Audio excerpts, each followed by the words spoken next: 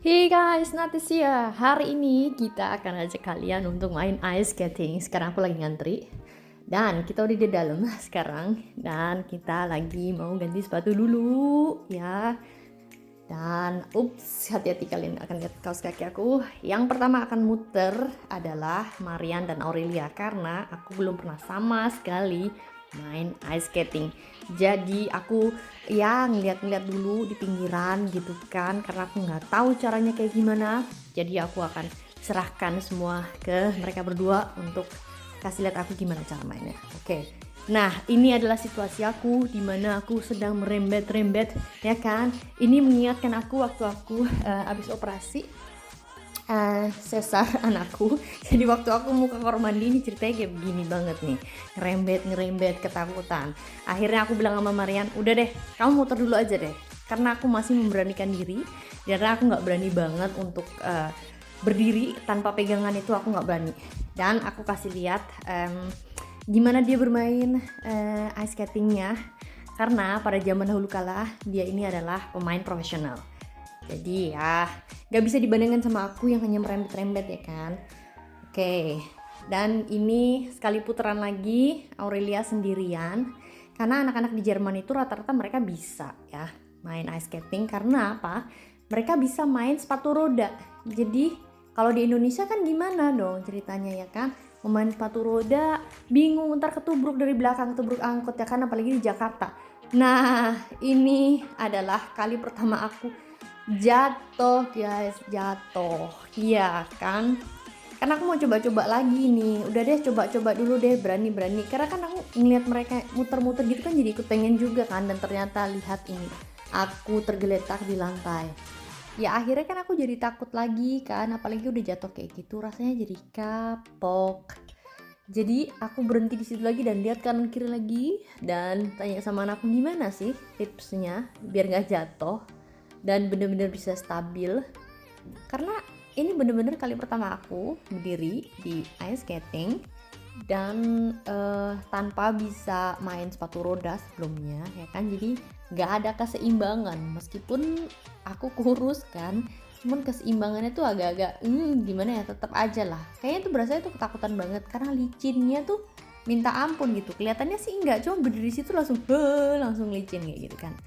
Akhirnya aku bilang sama Rian, udah nih bawa satu kali lagi muter lagi, bawa kamera, jadi kamu kasih lihat gimana situasi di sana karena aku nggak bisa kan. Akhirnya dia yang take over kamera aku.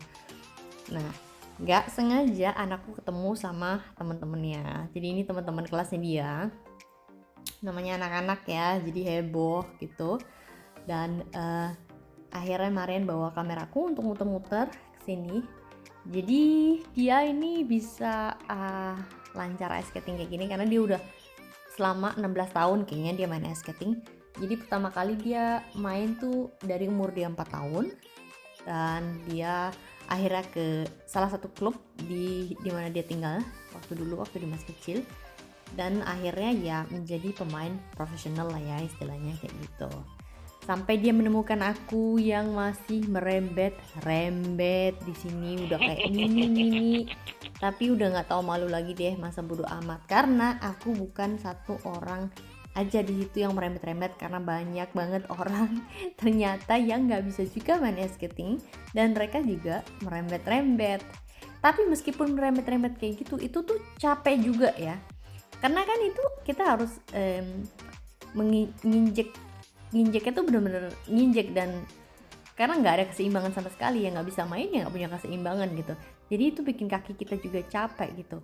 Akhirnya aku memutuskan abis ini untuk break sebentar, istirahat sebentar, dan aku akan mengambil video dari atas. Aku kasih lihat kalian sebentar lagi video dari atas, karena bener-bener deh ini muter gitu kan, pintunya juga nggak banyak ya, jadi harus bener-bener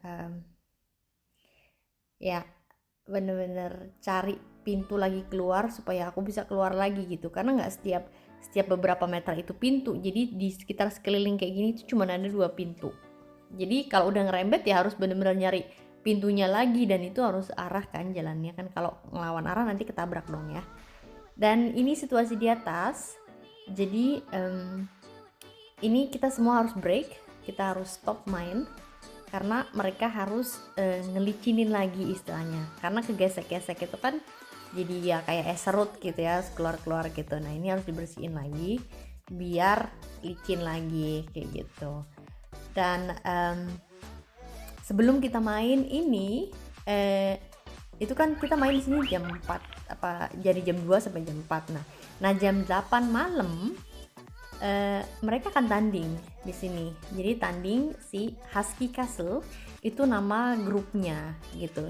Jadi yang aku dengar mereka akan bertanding di sini dan kayaknya minggu ini mereka satu kali tanding lagi sampai mereka akan menginjakan kaki di liga pertama di Jerman. Jadi sekarang mereka nih masih di liga kedua, tapi kalau misalkan mereka menang minggu ini mereka akan lanjut ke liga yang kedua gitu. Jadi seru banget tuh. Jadi jam 8 mereka akan main, jadi kita sampai di situ boleh jam 4 doang.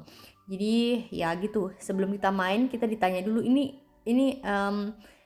harus pokoknya harus jam 7 paling lambat, jam 6 jam 7 itu harus keluar. Tapi kan kita bilang udah kita main cuma sampai jam 4 aja gitu. Ya begitulah kira-kira.